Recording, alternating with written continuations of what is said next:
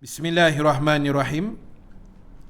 Diharamkan mengherdik kedua orang tua, baik ayah ataupun ibu. Seperti mana firman Allah Subhanahu wa taala dalam suratul Isra ayat 23 dan 24. A'udzubillahi minasyaitonir rajim. Wa qada rabbuka alla ta'budu illa iyyahu wa bil walidaini ihsana imma yablughanna 'indakal kibara ahaduhuma aw kilahuma fala takul lahumā uffin wa la tanharhuma wa kullahuma qawlan karima wakhfid lahuma janaha dhulli minar rahmah wa qur rabbirhamhuma kama rabbayani saghira. Sadaqallahul azim. Jadi ibu-ibu, tuan-tuan yang dirahmati Allah sekalian, pagi ini kita nak tengok satu tajuk yang sangat-sangat penting, iaitu dalam agama kita mengharamkan kita mengherdik, menghina ataupun istilah kita panggil durhaka kepada kedua ibu bapa kita ataupun salah seorang di antara kedua mereka. Kerana Islam ni agama yang kuat dalam soal menjaga hubungan silaturahim, menjaga ukhuwah, menjaga persaudaraan, hubungan sesama manusia. Dipanggil hablum minan nas. Sebab kita ada dua, satu hablum minan nas, hubungan dengan manusia, satu lagi hablum minallah, hubungan dengan Allah Subhanahu wa ta'ala. Jadi kerana itu, tuan-tuan, ibu-ibu sekalian, walaupun mungkin sekarang ini kebanyakan kita sudah bertaraf ibu dan bapa, tetapi dalam masa yang sama kita juga masih menjadi anak kepada kedua orang tua kita. Mungkinlah mana yang masih ada mak ayah tak? Maknanya kita masih berstatuskan anak kepada mereka. Jadi kena jaga juga perkara yang demikian. Baik, Allah Ta'ala menyebut suratul Isra yang sentiasa menjadi dalil tentang anak-anak yang durhaka ini, di mana Allah Ta'ala menyebut wa qada rabbuka, dan Tuhanmu telah memerintahkan kepada kamu, yang pertama supaya kamu tidak menyembah selain daripada Allah, alla ta'budu illa iyyahu, jangan sembah selain Allah, jangan sujud kecuali hanya pada Allah, jangan mengabdikan diri kecuali hanya kepada Allah. Bermaksud perintah yang Allah Ta'ala keluarkan ini adalah mengingatkan kita kepada Allah yang esa, Allah yang tunggal, yang tidak berbilang-bilang, dan dalam masa yang sama Allah mengingatkan kita jangan mensyirikkan dia, jangan menduakan dia, menyengutukan dia. Apa makna syirik? Syirik ni daripada perkataan syarikat. Orang Melayu panggil syarikat lah.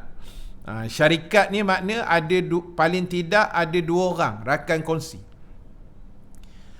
Itu selalulah dalam kaedah dipanggil gitulah. Syarikat makna perkongsian.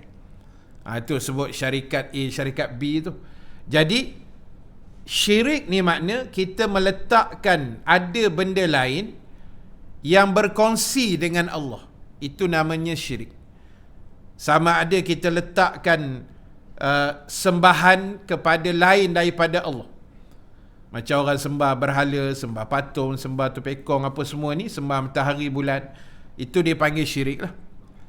Ataupun meletakkan kekuasaan manusia sama level dengan Allah pun tak boleh juga. Kan? Kata dia ni handal ustaz macam Tuhan. Tak boleh. Itu dia panggil syirik. Dan banyaklah perbahasan syirik tu. Cuma kita sebut secara umum syirik adalah dosa besar dan satu-satunya dosa yang tidak diampunkan oleh Allah. Kan Allah sebut innallaha la yaghfiru ay yushraka bihi wa yaghfiru ma duna dzalika liman yasha.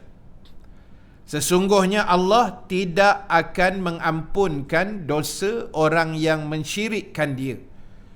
Tetapi Allah akan mengampunkan dosa selain daripada syirik. Ada orang tanya kami lah, ustaz, memang dosa syirik ni langsung ke ustaz Allah tak ampunkan? Kan? Wallahu ta'ala a'lam. Cuma kita bersangka baik.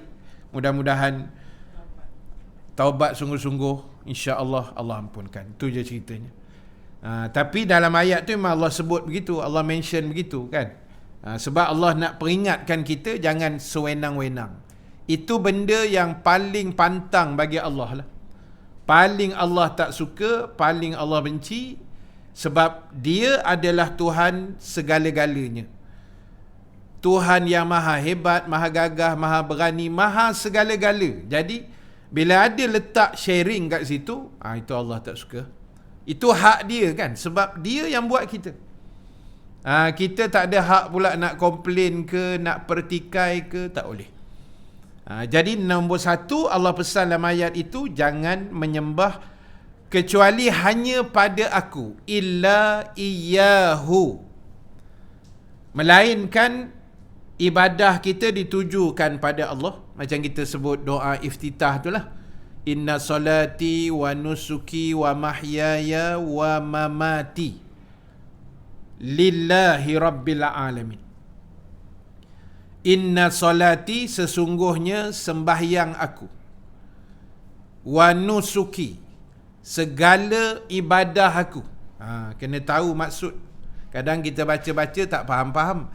Jadi inna salati, sembahyangku, wa nusuki, segala ibadah aku, wa mahyaya, segala hidup aku, wa mamati, dan mati aku besok, adalah lillah, hanya kerana engkau ya Allah.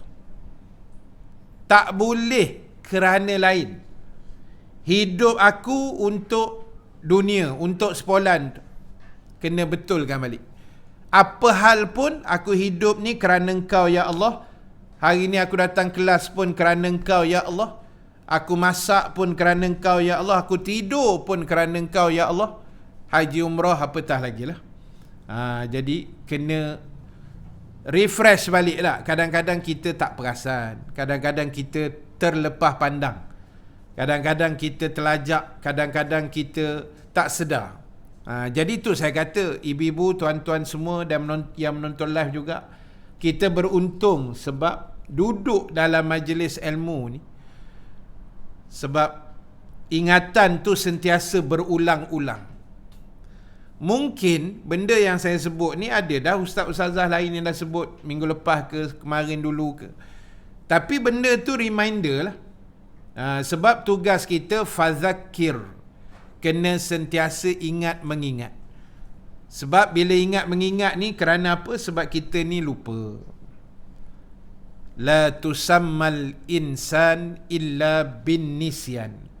Tidak dinamakan manusia itu dengan manusia kecuali dia memang pelupa. Jangan kata 20 tahun dulu, ustaz semalam pun dah tak ingat. Punya kuat pelupa. Ustaz siapa mengajar semalam? Tak apa ingat lah ustaz, tapi yang macam gempal-gempal sikit tu lah. Nanya ke ustaz tu, akulah tu. Kan? Dia nampak yang gempal je, nama ustaz haram tak ingat pun. Kitab tu saya kira lah. Nama kitab lagi tak ingat lah. Jadi kita ni memang pelupa. Jadi kena mengaji, kena tazkirah, kena kuliah, supaya segar balik lah kan. Ingatan kita tu kembali kepada yang terbaik. Dan bila Allah pesan yang itu, arahan nombor 2-nya adalah wabil walidaini ihsana. Hendaklah dengan kedua ibu bapa kamu melakukan ihsan. Ihsan ni makna buat baik lah. Buat kebaikan, buat kebajikan, buat benda yang elok, buat benda yang baik kepada siapa? Kepada kedua ibu bapa kita selama mana? Selama mereka masih hidup dan selepas mereka meninggal dunia. Masih hidup especially lah, kena hormat, kena taat, kena dengar cakap, jangan melawan, jangan itu, jangan ini. Dan selepas mereka mati, kita sebagai anak yang dianggap, mudah-mudahan amin ya rabbal alamin, anak yang soleh-solehah ni, kena jangan tinggal lah hadiah-hadiah pada mak ayah kita, termasuk mertua kita juga. Sebab mertua ni, sebab kita dah tapau anak dia. Sebab kita dah pau anak dia. Jadi itu mak mertua kita, pak mertua kita kan. Dia dah meninggal ke apa, hadiahkanlah, sedekah ke Yasin ke. Setiap kali kita masuk duit dalam tabung yang ada kat belakang tu, kita niat pahala untuk arwah. Semua tu ulama kata, khususnya dalam mazhab Syafi'i, mazhab Syafi'i kita, dia kata boleh. InsyaAllah pahalanya sampai pada arwah. Jadi kita buatlah. Kan? Sebab kena ingat, dorang tak ada dah ruang. Tak ada dah ruang macam kita boleh datang-datang kuliah pagi ni, tak ada dah. Sebab dah mati. Mana yang dah meninggal lah. Kan hidup lah. Alhamdulillah tak. Yang dah, ini saya cerita yang dah meninggal. Macam arwah ayah saya meninggal tahun 91. Lama dah. Saya SPM masa tu 17 tahun. Arwah mak saya meninggal tahun lepas, 28 Februari 2020. Sakit tua lah. Mertua, pak mertua pun semua dah meninggal. Jadi bila cerita dah meninggal ni, tak ada apa dah lah. Tak boleh buat apa-apa dah ibu-ibu sekalian. Saya dalam 2-3 hari ni, memang kuliah maghrib saya dapat jenazah 2 orang. Yang pada saya, dia menjadi suatu benda yang menginsafkan kita lah. Hari Sabtu baru ni, di Masjid Bandar Kirara Puchong, Masjid Al-Ihsan, saya kuliah maghrib, ada jenazah. Saya tanya JK, bila nak urus? Dia kata tak apa ustaz, kuliah dulu, isyak berhenti, lepas isyak kita settlekan untuk solat lah. Jadi rupanya yang meninggal tu Bilal punya Abang Ipar. Abang Ipar dia meninggal. Bila saya tanya pada Bilal tu, sebab masa announcement tu dia beritahu lah yang meninggal ni Abang Ipar saya. Saya tanya dia berapa umur, dia kata muda ke ustaz. Baru, muda tak muda lah, baru lepas pencen. Ngam-ngam pencen lah, 55-56 pencen polis. Lepas tu 2.40 pagi serangan jantung. Dia kata baru je pencen ustaz, terus pencen lah, dia kata. Kan Allah bagi pencen terus, serangan jantung 2.40 pagi meninggal. Jadi bila kita solatkan jenazah, bila kita tengok jenazah tu diusung dalam keranda kan, masuk dalam van jenazah tu, itulah yang Saidina Ali pesan. Bila, bukan Saidina Ali, ada seorang sahabat Nabi pesan, Abu Darda radhiyallahu an. Abu Darda ni nama sebenarnya Mukbiran bin Qais. Nama betul dia Mukbiran bin Qais. Nama glamour panggilan dia Abu Ad-Darda. Sebab dia ada anak perempuan yang comel, perempuan, nama Ad-Darda. So orang Arab gitu, nak sebut Mukbiran ni tergeliat lidah, so panggil Abu Darda, bapa kepada Ad-Darda. Nama IC dia Mukbiran bin Qais. Macam tu. Nama glamour Abu Darda. Nama IC saya Abdul Rahim bin Muhammad Nasir. Nama glamour Ustaz Bambam. Dia gitulah. Itu nama TikTok. Yang belum follow silakan follow. Baik, jadi tuan-tuan, ibu-ibu sekalian, cerita dia tu satu. Malam tadi lah, malam malam tadi. Saya kuliah maghrib dekat dengan rumah, kampung Merbau Sempak.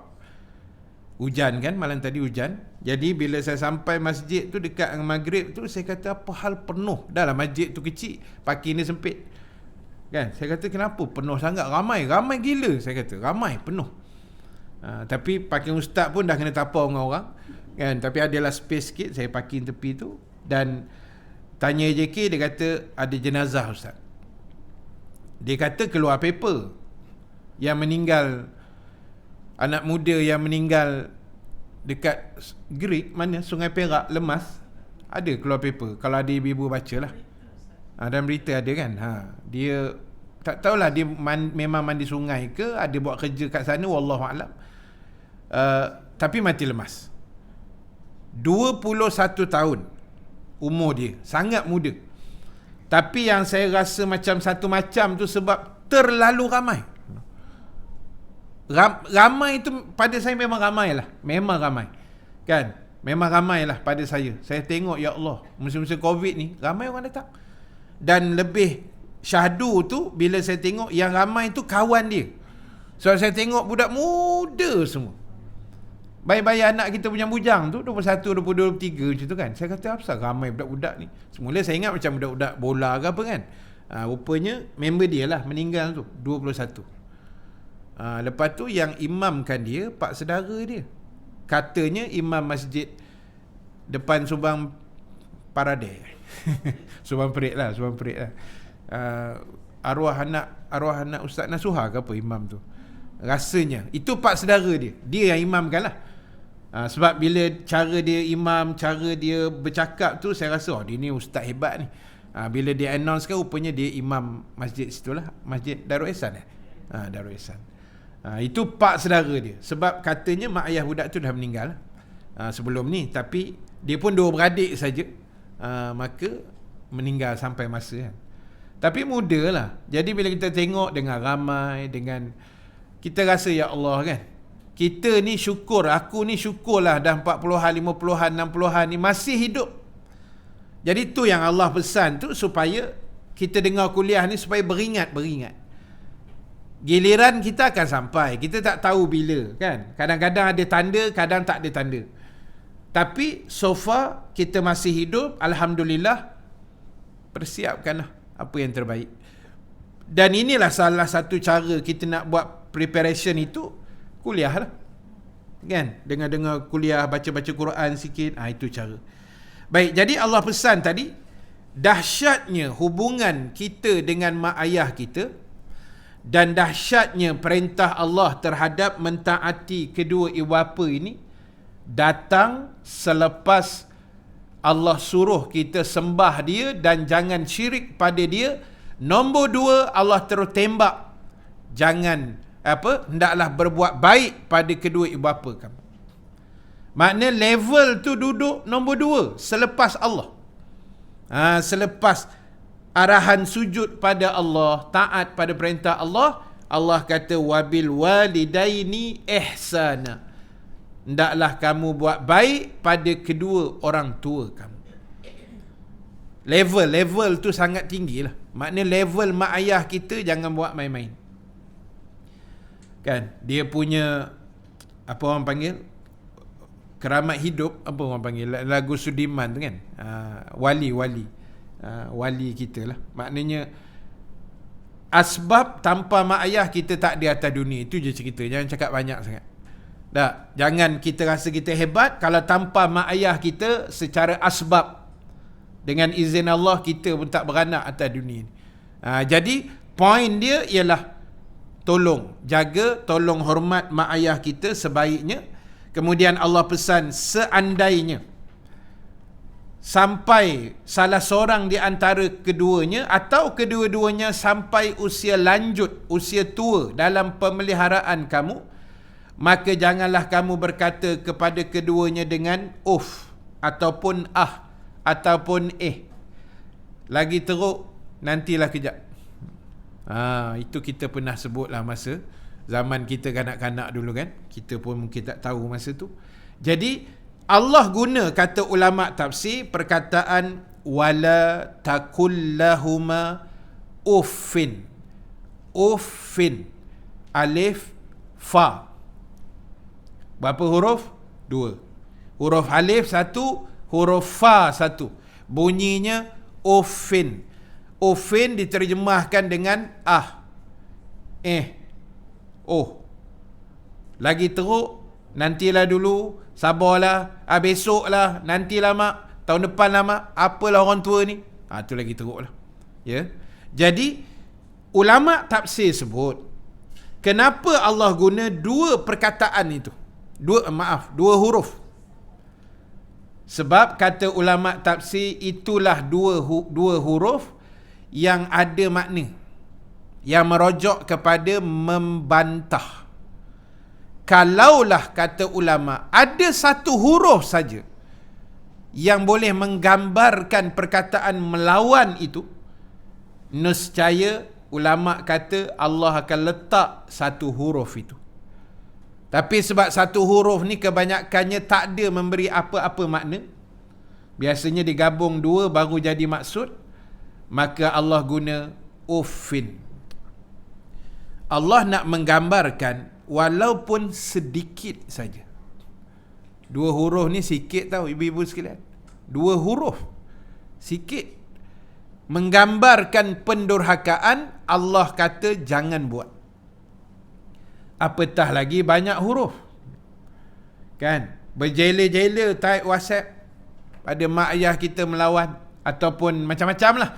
Kan? Jadi elakkan, sebab Allah kata wala takullahuma uffin. Bila sampai umur tua, salah seorang ke kedua-duanya ke, tak kira lah umur tua ke umur muda, asalkan memang dia mak ayah kita, mertua kita, jangan lawan. Taat pada kedua mereka, kecuali kalau arahan itu bercanggah, itu cerita lain. Dia taat dengan makhluk ni, dia ada SOP. Kan? Dia ada SOP lah, guideline dia. SOP dia, selama arahan tu tidak bercanggah dengan agama, wajib taat. Bercanggah, tak wajib taat. Berdasarkan hadis Nabi SAW, la ta'ata li makhlukin fi maksiatil khaliq. Jangan kamu taat pada makhluk dalam perkara maksiat kepada Allah. Kalau suami kita kata, yang pergilah kuliah tu tak apalah, abang izin, balik kang curilah selipar ustaz. No. Kau jangan cari penyakit. No. Itu tak wajib taat. Ataupun mak ayah kita suruh buat benda-benda yang berdosa kan. Dia kata tak apalah anak. Masa tu kita anak dara kan. Dia kata tak apalah, kau nak keluar-keluarlah, tak payah ke tudung, tak apa. Jangan ikut. No, itu melanggar, itu berbentuk maksiat. Dan lagi Allah kata wala tanharhuma. Allahu akbar. Jangan kamu herdik akan keduanya, atau bentak, menengking. Itu perkataan yang cantik kita boleh guna lah. Jadi kalau kita pernah buat satu masa dulu, saya rasa pernah kot kan. Saya pun, yalah, kita zaman-zaman itu dah, zaman-zaman sekolah, zaman ikut kepala angin sendiri, zaman-zaman remaja, darah panas orang kata, kita pernah bentak, kita pernah menjawab tu saya rasa semua orang pernah kot. Jadi kita minta ampun lah selagi mereka masih hidup, dan kalau mereka sudah pergi, sudah tiada lagi di dunia, kita minta ampun dengan Allah. Kita doakan kebaikan buat orang tua kita. Itu je cara dia. Nak buat macam mana? Takkan nak korek kubur kot. Kan? Dah mati tetap kena ke bumi, tak boleh buat apa dah. Kita yang dah terlanjur dulu, tak tahu barangkali, mungkin ikut darah muda dan sebagainya, kita minta ampun dengan Allah. Ya Allah, dulu aku silap, aku pernah lawan mak ayah aku tak sempat minta maaf apa semua. Kita mengadu dekat Allah. Mudah-mudahan asbab itu boleh dimaafkan oleh Allah dan dihilangkan dosa kita pernah herdik atau bentak atau tengking mak ayah kita dulu. Jadi Allah pesan jangan herdik, sebab dia yang melahirkan kita, dia yang beranakkan kita, dia yang menyusukan kita, yang membesarkan kita. yang segala-galanya lah. Kan? Kalau kita renung balik, kita nak bayar balik jasa mak ayah kita ni, ibu sekalian, saya rasa tak terbayar kita. Tak usah kira jasa Allah, jasa mak ayah pun tak boleh balas. Kan? Tak usah cerita banyak jasa dia mengandungkan kita 9 bulan. Dah, itu pun kita tak boleh bayar yang tu. Dia menghamilkan kita, usung perut dia ke sana kemari, lepas tu sakit nak beranak, bertaruh nyawa nak melahirkan. Itu pun dah tak boleh balas. Bayang jasa dia membesarkan kita pula. Besarkan anak ni, dia punya tahap kesabaran tu tinggi kan? Tinggi tahap kesabaran. Dia suami dan isteri, yang paling penyabar adalah bapa lah. Boleh setuju? No? Kan? Bapa lah. Bila anak menangis tengah malam, bapa paling sabar, tak bangun. Sabar aja. Kan? Yang bangun ni kita punya mak lah, bangkit lah 3 pagi, bangun, bancuh susu. Ayah dia memang penyabar sungguh. Jadi tak apalah, kita kenang jasa tu balik. Jasa dia membangun 3 pagi, cari nafkah. Kalau di kampung dulu pagi pergi menoreh kan, sebelum subuh dah keluar. Kalau mak saya dulu jual kuih tu. Nak besarkan anak 13 orang bukan sikit. 13 orang. Kita nak besar 3 orang aja, pening kepala otak tu, pecah kepala. Tak. Orang dulu kan ramai anak kan. Ramai anak. 7-8 tu biasa je dulu. Belah-belah tu pun banyak. Di tempat saya gombak tu ada yang sampai 18-19 ada. Ramai. Kan? Saya 13 pun seribu sebapa tu. Tak ada 2-3 cawangan, tak ada. Saya seribu sebapa je. Kan, arwah mak, arwah ayah. Jadi bayang nak besar 13 anak ni, bukan senang. Tambah pula ramai perempuan. Anak perempuan 8 kan. Saya perempuan 8, adik-beradik laki 5. 8, 5, 13 kan. Saya nombor 13. Yang atas tu saya tak tahu macam mana susunan. Mana dulu, mana kemudian aku tak tahu. Ramai benar. Kan? Kalau orang tanya Ustaz Salahuddin nombor berapa Ustaz? Entah, saya pun tak tahu. Nombor 10 kot saya rasa. Ustaz Alim nombor Ustaz Salahuddin bukan nombor 10, nombor 7, 8 macam tu. Ustaz Alim nombor 10. Kan? Susunan pun kita pening. Jadi bayangkan niaga kuih kan, berapa sangat. Pernah kena rompak pula. Niaga kuih. Mak saya kena rompak, balik menangis orang tua tu. Kan? Kuih tak laku, duit habis. Pandai berompak zaman tu lah, dia merompak cara macam tu kan. Mak saya seorang masa tu, saya sekolah kan. Sebab kita bongsu. Jadi dia kata, makcik bungkus kuih ni, bungkus. Dia tunjuk semua dia suruh bungkus. Jadi tengah kelang-kelang kabut, mak saya bungkus, tunduk ambil plastik. Tentulah dia cekaunya tabung duit tu kan. Dah tak ada rezeki nak buat macam mana. Jadi belum lagi mencari duit nak masukkan kita ke sekolah kan. Yuran-yuran sekolah walaupun dulu taklah mahal macam hari ni kan, tapi pengorbanan. Jadi sebab itu betul lah, bila Allah arahkan benda-benda macam ni, kita kena buat. Maknanya jangan herdik. Apa hal pun tahan dulu. Tahan je, simpan kat dalam. Biar dia meletup kat dalam tak apa, jangan keluarkan. Kan? Meletup kat dalam pun sebenarnya tak boleh juga, tapi istighfar lah, nak buat macam mana. Kan? Kadang-kadang ada benda tu yang boleh berlaku tak. Jadi tambah pula bila ibu ayah kita, dia sudah sampai ke peringkat umur tua. Kalau tua sahaja boleh tahan. Takut tua yang membawa kepada nyanyuk. Ya. Na'udzubillah lah. Mudah-mudahan mak ayah kita tak adalah yang nyanyuk tak. Mudah-mudahan, insya-Allah. Sebab ulama' dah pesan dah. Siapa yang nak elakkan nyanyuk, 2 benda dia kena buat. Ini ulama' pesan kan. Kalau kita boleh buat, insya-Allah tua besok tak nyanyuk. Yang pertama, rajin bangun malam. Qiyam lah dia panggil tak, sembahyang tahajud, sembahyang sunat pagi-pagi sebelum subuh tu. Yang kedua, rajin baca Quran. Dua tu je yang ulama senarai lah. Kan ulama kata siapa nak tua dia besok tak nyanyuk, tak menyusahkan anak-anak, kan. Jadi rajin baca Quran masa hidup dia, masa muda dia, dan juga rajin bangun malam, insya-Allah.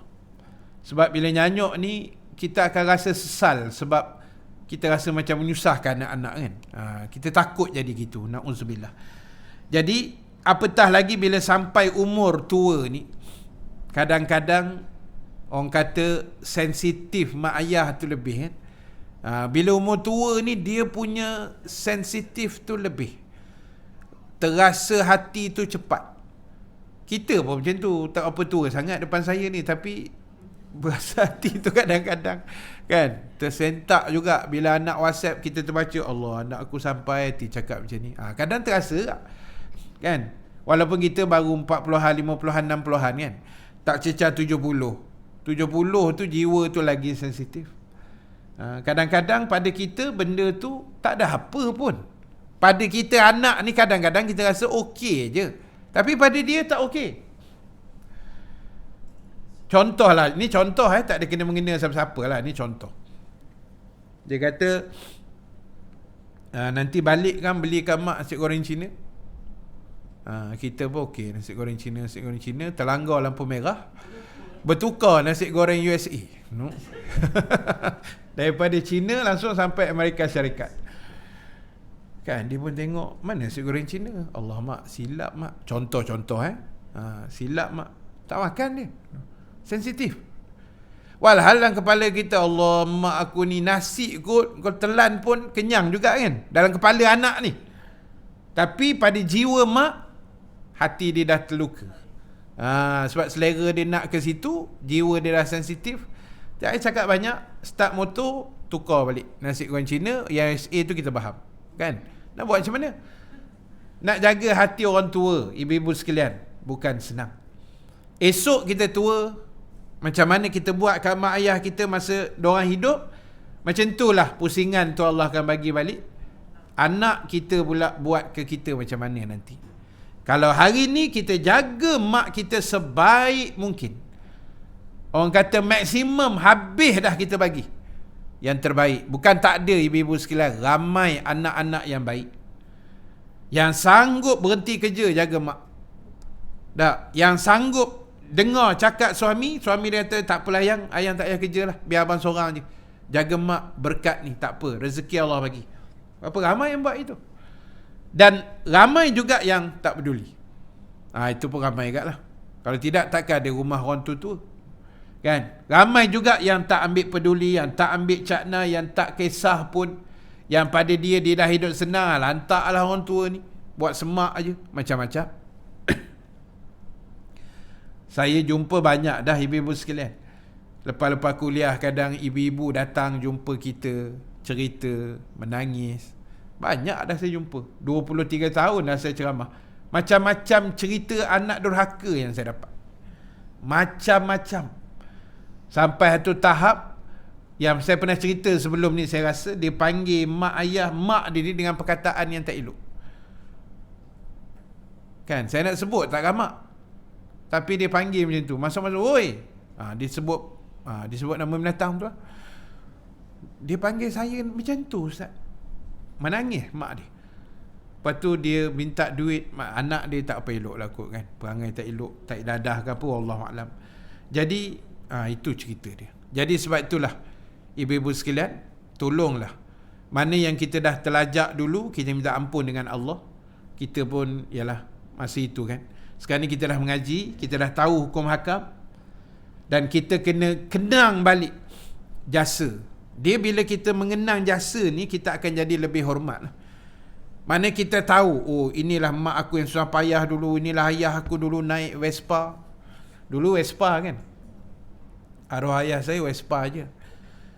Dia dulu Ashkar, lepas tu pencen, lepas tu masuk Telekom, lepas tu pencen.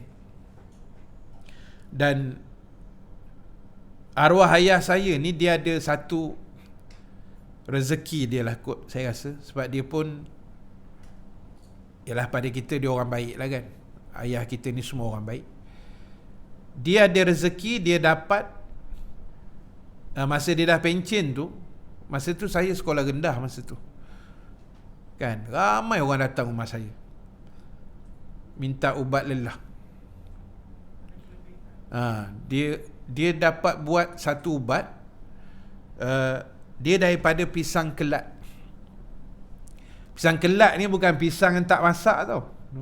Dia ada satu jenis pisang namanya pisang kelat. Dia warna kuning macam biasa, tapi bila buka tu dia banyak tali. Dia bukan rasa tali, dia ada macam tali-tali sikit tu, kan, serat dia tu, itu. Tapi masalah dia masak tu dia lenyek, buat macam lenyek lah, buat macam kodok kan. Lepas tu dia ada gula batu, ada gula merah, lepas tu masuk santan. Kira siap tu sedap lah. Tu cerita ni. Ubat yang paling manis dalam dunia. Selalu ubat ni pahit kan. Tapi saya tengok arwah ayah saya masak masa tu, lama. Dia nak kacau tu macam orang kacau dodol tu. Dia kena lama golek-golek-golekkan, kacau-kacau. Tapi masalah dia sambil kacau tu dia ada baca. Dia ada zikir dia, saya tak tahu apa benda. Lepas tu bila orang datang, buh dalam plastik, macam plastik kuih, plastik panas orang panggil kan. Lepas tu dia jampi, adalah jampi, kita panggil jampi lah. Dia bacakan. Cuma itu yang kami anak-anak lelaki tak sempat ambil. Tak sempat mewarisi. Memang saya memang tak dan lah, pasal saya kecil masa tu. Saya masuk asrama apa semua. Masuk asrama pun sekejap je, betul ayah saya meninggal kan. Jadi benda tu kita tak sempat ambil. Yang abang saya Ustaz Saluddin, Ustaz Alim masa tu Navy. Ustaz Saluddin masa tu kerja, kan, kerja Bank Islam masa tu, belum ustaz sangat lagi. Jadi tak dapat ambil. Tapi ubat tu siapa makan 2 kali repeat, dia sedap lah, macam kita makan dodol, manis macam wajik tu. Dia lebih kurang macam tu bentuk dia kan. Dia sedap. Dan siapa makan habis satu plastik, dia akan muntah, bukan muntah, dia akan keluar kahak. Kan orang lelah kan, dia sangkut kahak banyak. Dia akan cuci macam bahagian dalam tu, dia keluar muntah, repeat 2 kali, insya-Allah baik lah. Cuma masa itu arwah saya pesan, saya ingat arwah ayah saya pesan kepada orang yang datang tu, dia kata paling pantang bagi orang yang sakit lelah ni sebenarnya ikan pari. Dengan benda sejuk lah kan, benda timun ke benda sejuk tu. Ikan pari ni kalau boleh pantang semua hidup lah. Sebab dia memang bisa untuk orang yang lelah. Dia akan jadi teruk lah dia punya lelah tu. Cuma itulah yang kami rasa. Yalah, tapi benda tu pun Allah dah susun kan. Kita tak sempat ambil ilmu tu, tak tahu dia dapat mana. Tapi itulah, orang yang datang pun dia tak ada bayaran. Bagi gitu, bagi ikhlas lah orang kata kan. Berapa orang bagi dia ambil. Dan dia ambil pun bukan dia ambil seorang, dia ambil bagi kat arwah mak, kadang bagi kat kami anak-anak kan. Dia jenis gitu, orang baik kan. Jadi jasa tu mudah-mudahan itu jadi, orang kata, pahala jalan kubur lah, insya-Allah kan. Dia tolong-tolong orang banyak. Jadi ibu-ibu sekalian, sahabat sekalian, itu yang kita kena tengok. Bila kita tahu, si A ni jasa dia banyak, mak ayah kita ni jasa begini, suami kita jasa macam ni, bini kita jasa begini, anak kita jasanya begini, dia akan jadi hormat tu lebih. Sebab kita mengenali. Kadang-kadang orang yang kita tak kenal rapat sangat pun, macam ibu-ibu lah dengan saya, tak adalah rapat setara mana tak. Rapat lah juga, tapi taklah rapat macam kenal luar dalam kan. Ada yang kenal luar dalam, tahu juga, tapi taklah serapat sangat. Itu pun kadang kita hormat kan. Ni ustaz aku ni, kena hormat. Ini pernah mengajar aku, kena hormat. Belajar menghormati kan. Macam tak silap saya Imam Malik kot, rahimallahu ta'ala, Imam Malik bin Anas, pengasas mazhab Maliki. Tak silap saya dia lah, kalau salah saya minta ampun lah. Tapi salah seorang imam mazhab lah yang saya ingat cerita dia tu. Satu hari dia masuk kedai gunting rambut lah. Tengah duduk nak gunting tu, tiba-tiba lalu seorang tua Yahudi. Yahudi, bukan orang Islam Yahudi. Tua pula. Jalan terbongkok slow depan kedai. Imam Malik kata, "Tuan, sekejap, berhenti gunting jap, aku nak jumpa orang tua tu jap." Dia pun pergi jumpa, salam, ucap terima kasih, pimpin jalan sampai ke depan sikit. Lepas tu dia masuk kedai, gunting balik.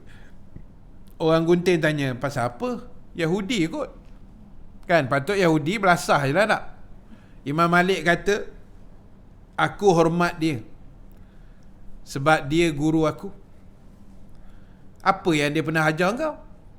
Kata Imam Malik, "Dia pernah ajar aku macam mana nak kenal anjing jantan dan anjing betina." Itu saja. Bayang ustaz-ustaz, ustazah yang mengajar kita nak kenal Allah tau, bukan kenal anjing jantan, anjing betina. Kan? Boleh faham dia punya maksud dia tu. Kalau itu pun Imam Malik punya hormat, walaupun Yahudi, sebab dia pernah share ilmu. Mungkin dia kata anjing jantan gini, anjing betina macam ni kot. Dia adalah ilmu dia tu. Dan Imam Malik ingat benda tu, dia ternampak, dia turun daripada kursi dia, kursi gunting tu, pergi pimpin, hormat, ucap terima kasih. Itu mengenang jasa dia panggil. Tak kira lah tuan-tuan, ibu-ibu dengan mak ayah ke, suami ke, isteri ke, mertua ke, jiran sekalipun, kawan-kawan kuliah kita sekalipun yang saya rasa ada jasa masing-masing pada kita ni. Jadi belajarlah hormat, belajarlah menghargai, kan? Sebab benda ni agama yang perintahkan pada kita. Baik, sambung balik. So Allah kata jangan kamu herdik atau bentak keduanya, tetapi ucapkanlah kepada keduanya perkataan-perkataan yang baik. Qaulan karima. Ucapkan perkataan yang baik-baik. So dengan mak ayah ni kena cakap baik-baik. Kadang dah sampai umur dia tu, telinga dia tak apa dengar. Kita pun jadi serba salah. Aku cakap slow kang, mak tak dengar. Aku cakap kuat kan, dia kata kan, dia kata kau ni kenapa cakap mak kau kuat, ingat mak pekak ke? Sudahlah. Dia dah memang tak dengar kan. Tapi nak buat macam mana? Memang macam tu. Kita kena hadap situasi tu, kan? Dia memang tak dengar. Aku cakap slow sekarang, dia tak dengar. Aku cakap kuat kan, dia kata bentak-bentak dia pula. Jadi itulah, nak ditelan, nak dihadap benda tu kan. Tu saya kata kita ni banyakkan berdoa, banyakkan istighfar, banyakkan minta ampun dengan Allah. Dosa kita banyak. Dosa bujang-bujang anak dara dulu kita tak sedar kan. Macam-macam dosa. So itu apa pun dalam hidup ni, doa itu penting kan. Doa tu penting, dan kadang-kadang teknik kita doa pun kena betul. Saya ada terjumpa pagi tadi kot dalam TikTok, menarik juga. Dia kata, ini mungkin saya rasa semua yang hadir ni mungkin dah berlaku lah. Ini mungkin kita pun turunkan pada anak-anak kita lah, iaitu doa dapat jodoh. Sebab saya kata ibu-ibu semua dah berlaku kan, dah kahwin semua kan. Dia buat-buat tak mengaku pula kan. Jadi kita turun pada anak-anak. Dia ada, saya dengar ada, saya baca lah dalam tulisan tu, dia kata ustaz tu pesan, kita doa jodoh, jangan doa ya Allah, kau bagilah jodoh pada aku ya Allah, kan. Tapi dia kata buat doa gini,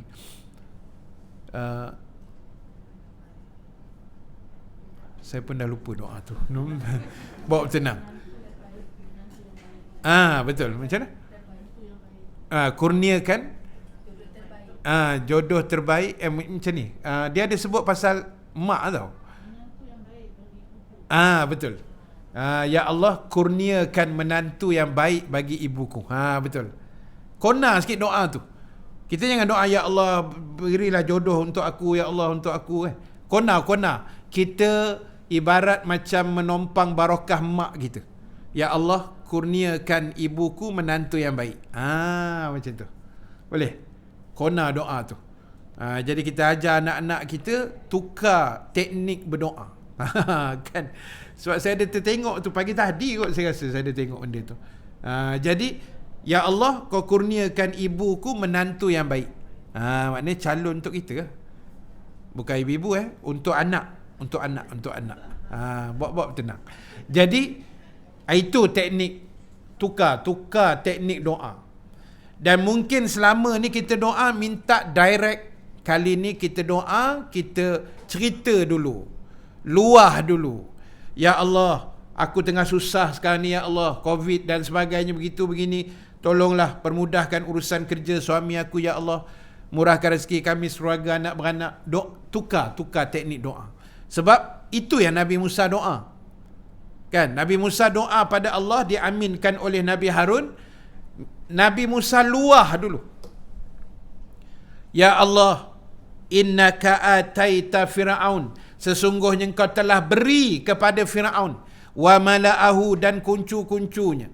Zinatan, segala perhiasan dunia. Wa amwalan, dan harta benda dunia. Fil hayatid dunia, di dunia ni. Rabbana liyudillu an sabilik.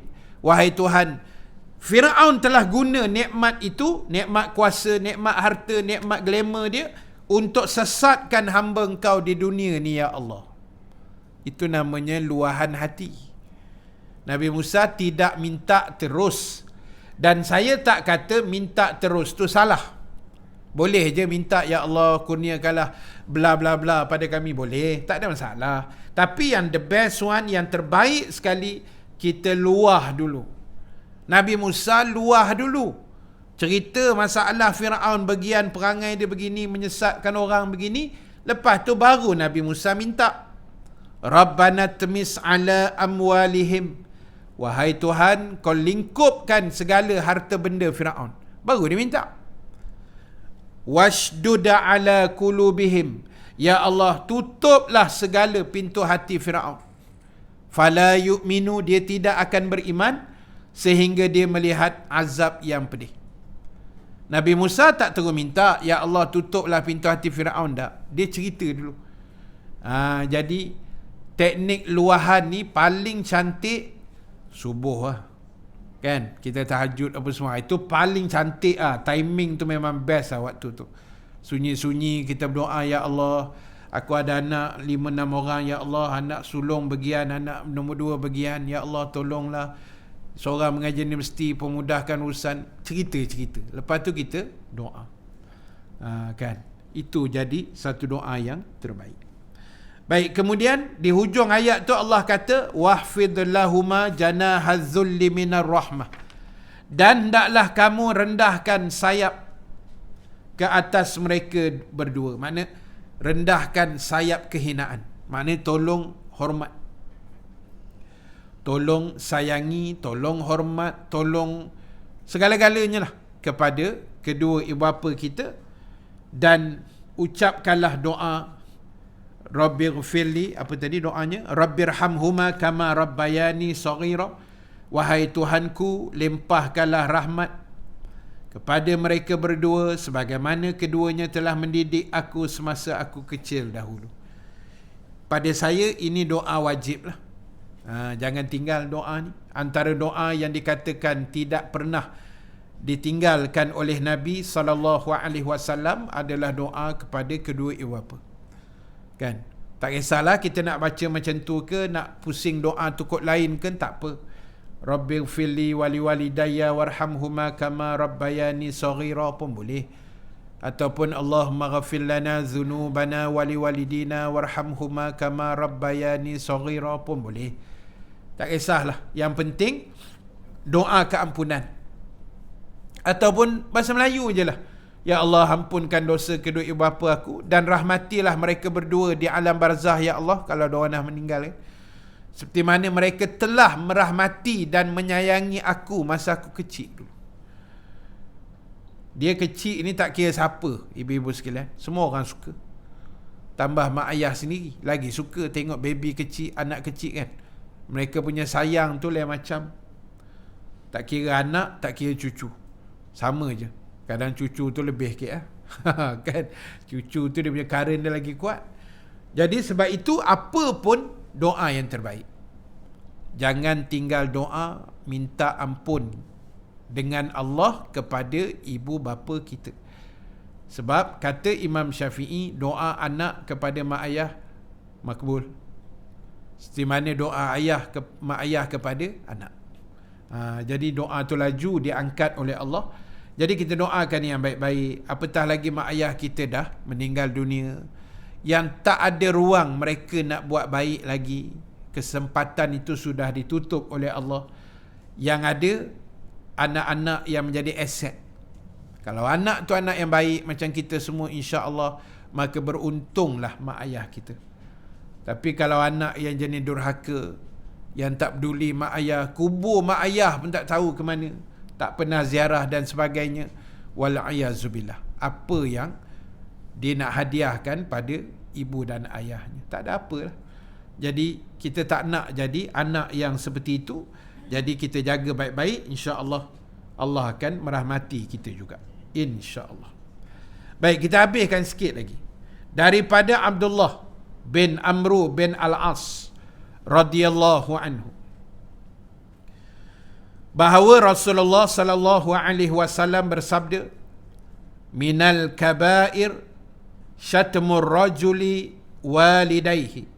Qalu ya Rasulullah wa hal yashtumur rajulu walidayhi? Qala na'am. Yasubbu abar rajuli fayasubbu abahu wa yasubbu ummuhu fayasubbu ummahu.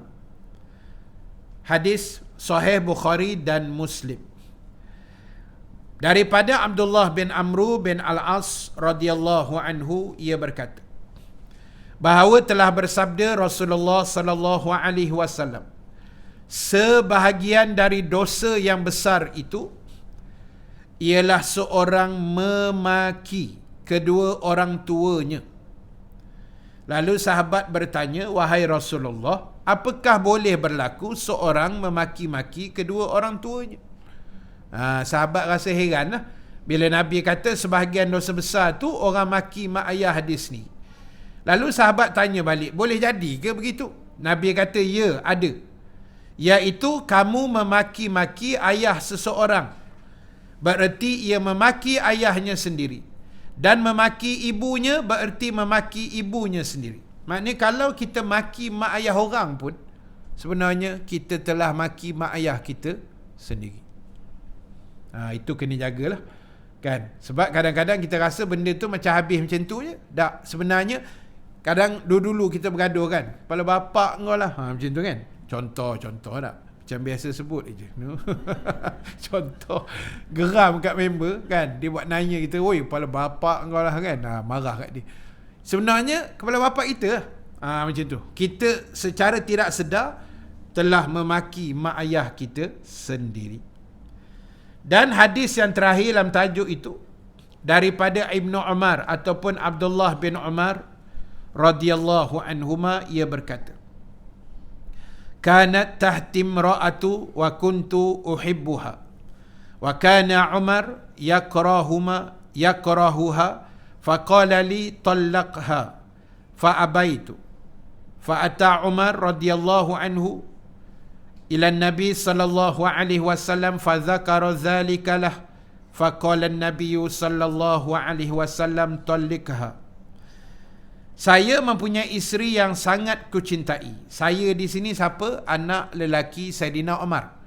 Namanya Abdullah bin Umar atau Ibnu Umar. Saya mempunyai seorang isteri yang sangat kucintai, tetapi ayahku Umar tidak berkenan. Tak sukalah. Mungkin ada perangai dia tak elok kot. Lalu ia berkata kepada aku, ceraikanlah ia. Aku enggan menceraikannya. Maka Umar radhiyallahu anhu datang menghadap Rasulullah sallallahu alaihi wasallam lalu menceritakan hal itu, dan Nabi bersabda, ceraikanlah ia. Jadi cerita ni tuan-tuan, ibu-ibu sekalian, maknanya itu pandangan kacamata seorang ayah kepada anak menantulah. Jadi kadang-kadang kita sebut selalu pandangan orang tua ni kadang-kadang dia berpandangan jauh. Orang kata dia makan garam dulu, kan, macam itulah. Maknanya pengalamannya lebih, pengalaman hidupnya banyak, macam-macam, dia dah tengok anak menantu orang pun dah macam-macam ragam. Jadi Saidina Umar pun dia dah tak berkenan dekat menantu dia tu. Jadi dia menasihati. Mungkin adalah perangai tak elok kan, isteri anak dia tu buat. Jadi si suami ni tak mau, enggan. Lepas tu Umar mengadu dekat Nabi kan. Sebab Nabi tu pun pak mentua dia. Menantu kan, betul kan, sebab Nabi kahwin dengan anak Saidina Umar. Tu kira menantu dia lah. Jadi dia bagi nasihat, Nabi pun kata ceraikanlah dia. Sebab mungkin ada benda yang tak elok lah. Cuma pengajaran di sini makna apa hal sekalipun, ibu-ibu sekalian, dalam hidup kita ni jangan buat tindakan terburu-buru. Minta pandangan, benda boleh bincang, kita bincang dulu. Bergaduh laki bini pun mustahil tak pernah bergaduh kan. Tapi biarlah bergaduh yang orang kata tidak berpanjangan. Benda boleh bincang, bawa bincang. 20 tahun dah kita kahwin, 30 tahun dah kita kahwin, orang kata dah luar dalam tahu, asam garam hidupan ni kita tahu, bawa bincang. Walaupun kadang-kadang ada agak isteri jumpa ustaz-ustaz kan, tak boleh tahan lah ustaz, suami saya geram aja, dia kata. Saya kata, apa yang geram? Yelah ustaz, dia balik kerja, kita tanya dia, bang, nak teh bang, nak minum teh, nak saya bancuhkan teh ke kopi? Dia kata dah 20 tahun kahwin tak reti ke nak air apa aku minum. Kena marah ustaz. Tak tanya sekarang, main buat aja kena marah juga. Tanya pun kena marah ustaz. Stres. Kan? Ya, isteri tu niat dia betul. Dia tanya tu kod lah hari tu laki nak tukar selera. Asyik minum kopi, kulit pun dah hitam dah. Kan? Nak tukar lah, tanya abang nak teh ke bagi cerah sikit. Kena marah. Kau ni aku dah 20 tahun kahwin tak tahu aku nak minum apa, tak reti-reti ke? Kena marah ustaz. Akhirnya saya bancuh kopi, garam sikit ustaz. Geramnya pasal. Itu je obat je. Kan? Jadi suami pun tak usah lah begitu. Sebab tu dalam komunikasi rumah tangga, dia kena jelas dan terang. Jangan sembunyi-sembunyi. Jangan, kalau dalam bahasa Arab dipanggil kinayah, main kona-kona, jangan. Sebab menyindir dipanggil tak, main kona-kona, jangan. Sebab kadang-kadang otak isteri kita ni ada yang tak berfungsi. Dia punya sel dia tu tak menyambung. Yalah, kadang-kadang dia tengah period ke apa kan, otak dia tak menyambung. Kadang-kadang okey, kadang-kadang apa hal pula bini aku hari ni pelik sangat kan. Dia tak menyambung sel dia tu. Emosi tak stabil, macam-macam kan. Orang perempuan dia ada banyak dia punya garam dia tu. Macam tu. Sebab itu kena jelas. Bang, bila balik kampung? Kita balik lagi 2 minggu yang awal Januari. Sebut gitu. Jelas dan terang. Bila nak balik kampung bang? Bulan depan.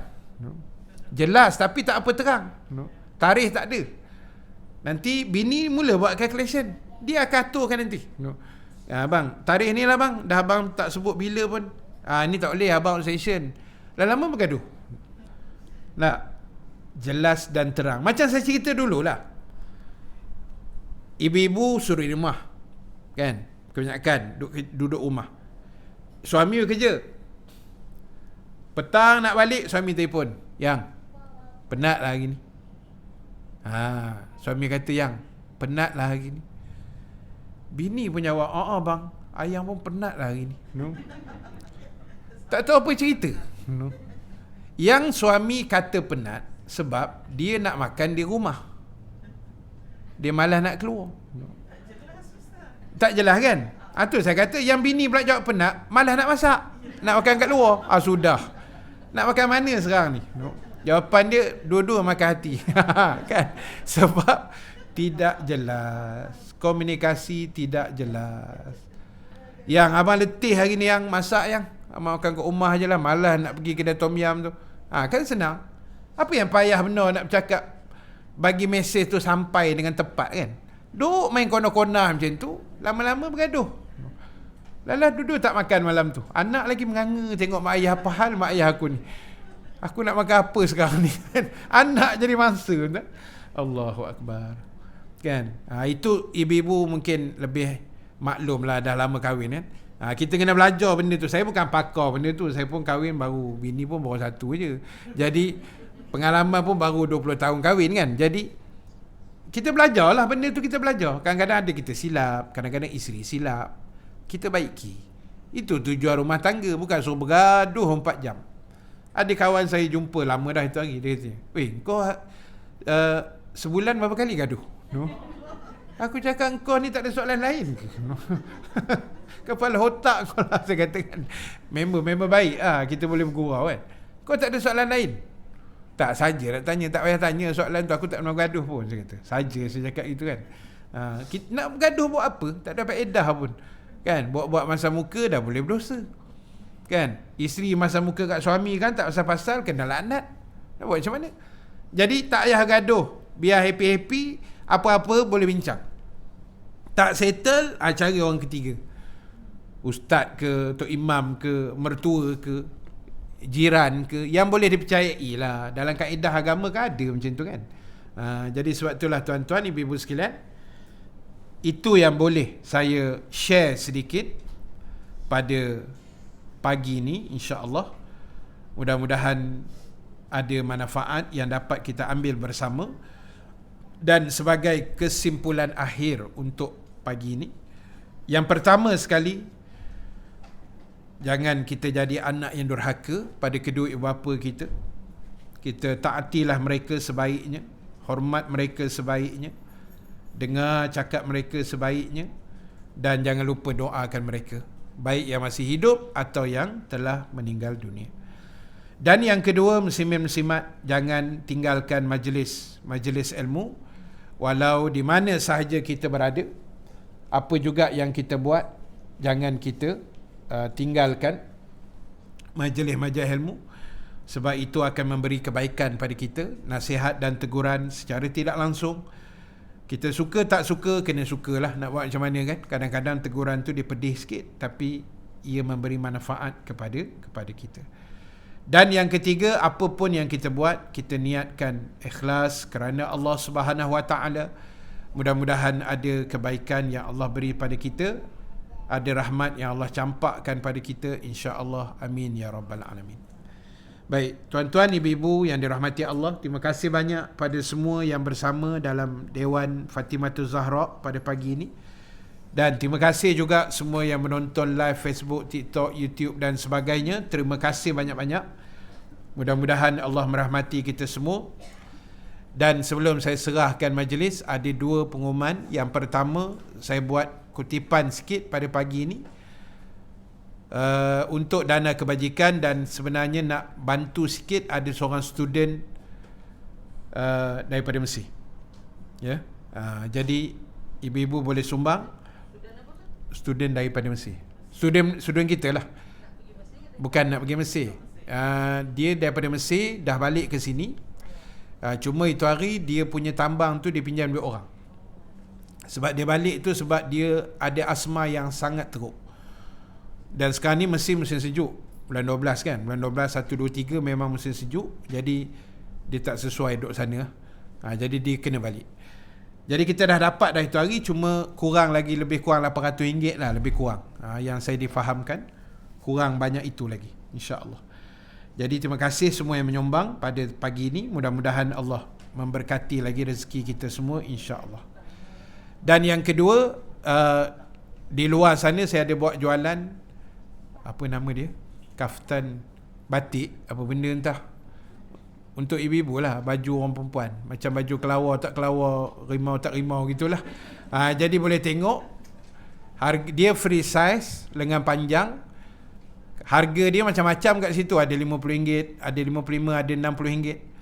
Tapi sempena 14-12 12-12 dah habis. Hari ni 14-12. Sempena 14-12 ni kita jual RM50 sahaja.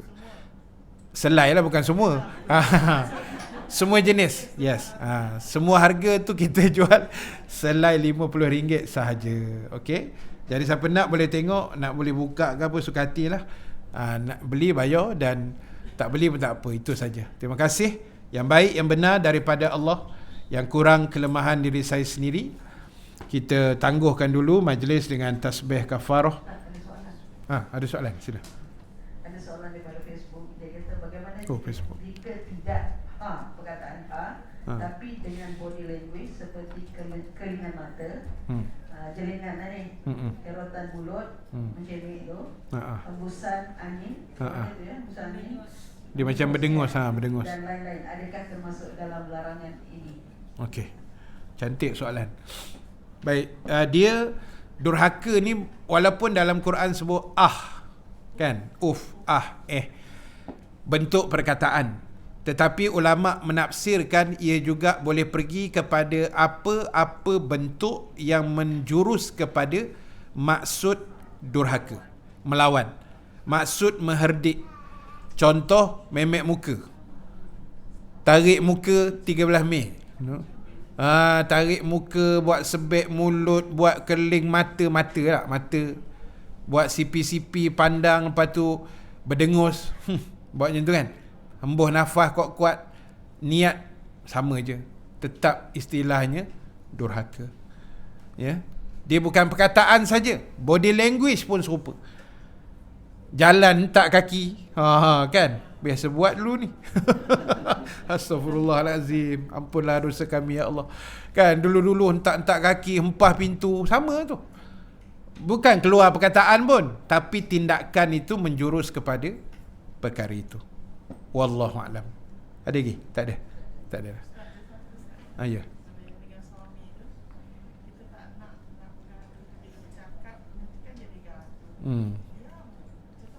Boleh. Kita tak nak gaduh dengan suami ni, cerita suami pula kan. Kita tak nak gaduh, kita diam je lah kan. Tapi diam tu kena tengok agak. Kadang dia lama pun suami sakit hati pula. Dia kena pandai.